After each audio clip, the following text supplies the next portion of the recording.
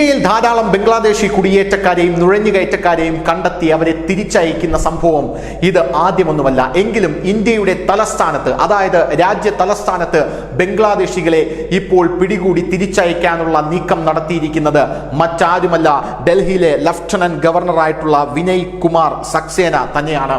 ഡൽഹിയിൽ അനധികൃത ബംഗ്ലാദേശി കുടിയേറ്റം അനുവദിക്കരുത് എന്നാണ് അദ്ദേഹം പറഞ്ഞിരിക്കുന്നത്.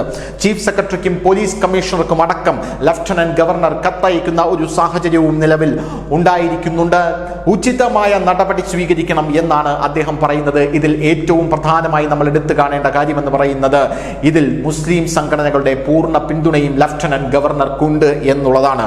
2 മാസത്തേക്ക് പ്രത്യേക പ്രചാരണം നടത്തി ഡൽഹിയിലെ സകല സ്ഥലങ്ങളിൽ നിന്നും ബംഗ്ലാദേശികളെ പൂർണ്ണമായി ഒഴിപ്പിക്കണം എന്നാണ് അദ്ദേഹം ആഹ്വാനം ചെയ്തിരിക്കുന്നത്.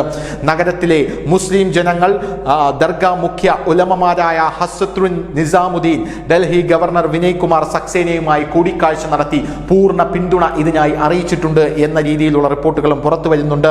ന്യൂനപക്ഷ പീഡനങ്ങളിൽ, അതായത് ബംഗ്ലാദേശിൽ നടക്കുന്ന ന്യൂനപക്ഷ പീഡനങ്ങളിൽ ദർഗാ മുഖ്യ ഉലമമാരായുള്ള ഹസ്രത്തി നിസാമുദ്ദീൻ അടക്കമുള്ളവർ ആശങ്ക അറിയിച്ചിട്ടുണ്ട് എന്നും നമുക്ക് മനസ്സിലാക്കാനായി സാധിക്കുന്നുണ്ട്.